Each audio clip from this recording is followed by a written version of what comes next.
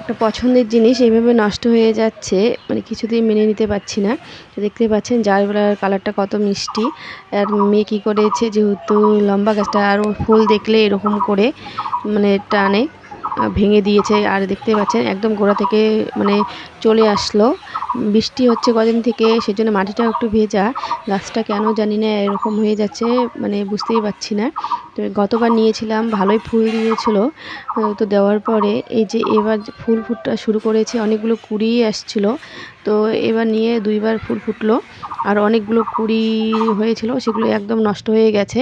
তো সেটাকে থেকে তুলে তারপর কিন্তু আমি গাছটাকে এই যে একটা ছোট ইয়েতে বসিয়ে দিলাম। দেখি কি হয়, গাছটা বাঁচে কি বাঁচবে না সেটা তো জানি না। কিন্তু এই গাছটাকে মানে তুলতে গিয়ে দেখি যে এর ভিতরে কি অবস্থা হয়ে গেছে, এতগুলো কেঁচো ধরেছে। হয়তোবা সেই কেঁচোগুলোর জন্যেই গাছটার এরকম অবস্থা। তো কেঁচোর সাথে সাথে একটা অন্য কেমন জানি একটা পোকা, ওগুলোও ধরেছে।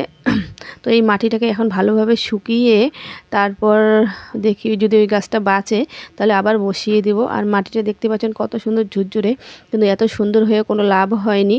ভিতরে যে কেঁচো আর তোমার এই যে পোকাগুলো ধরেছে, তো সেজন্য হয়তো বা গাছটা এরকম অবস্থা। জানি না, যদি গাছটা বাঁচে তাহলে তোমাদের সঙ্গে শেয়ার করব।